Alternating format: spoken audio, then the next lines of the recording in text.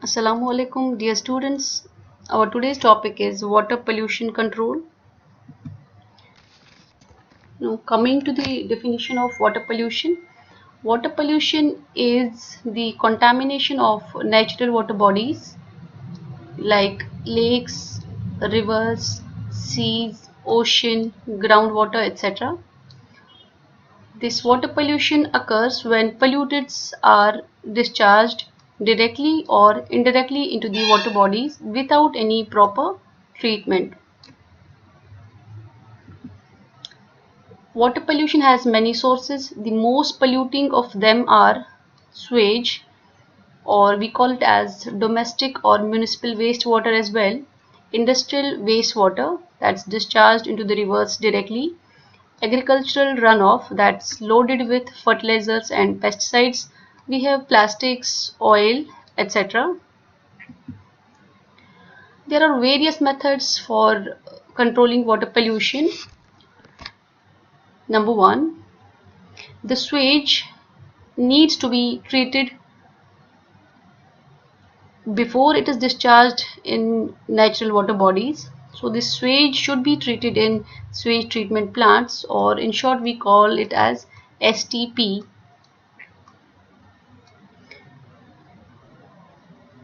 So this sewage needs to be treated in STPs or sewage treatment plants before it is discharged into the water bodies. Second is, we should use low toxicity pesticides. Biodegradable pesticides are commercially available. Although these are pesticides, but they are less toxic to mammals and they do not stay in the environment for a long time. And most importantly, we should limit or reduce the use of pesticides as much as we can. Moreover, the use of biofertilizers needs to be promoted.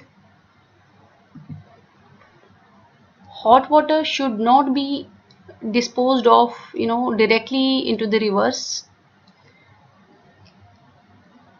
as this hot water it leads to thermal pollution which adversely affects the life of aquatic organisms. This hot water should be cooled down by using various techniques such as cooling, installation of cooling ponds, evaporative or wet cooling towers before this hot water is discharged or drained into a nearby water body. Then the domestic and industrial wastewater should be treated properly in wastewater treatment plants before discharge into the natural water bodies. Like, the facilities to treat wastewater are not adequate or proper in India. Presently, only about 10% of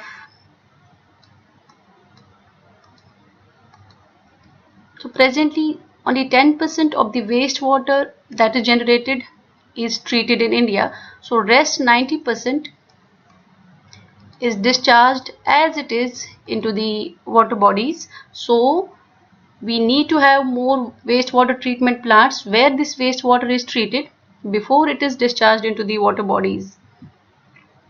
Strict laws should be implemented. That is the need of the hour. No solid waste or plastics should be dumped into the water bodies. We already know that 80% of the plastics that are found in the oceans comes from the land. So in order to reduce the plastics entering our oceans, we need to reduce the use of plastic, reuse it and recycle it. So, or we call it as 3R principle. So this 3R principle should be applied here. That means we need to reduce, reuse and recycle the plastics. Dead bodies of animals, humans should not be thrown into the water bodies.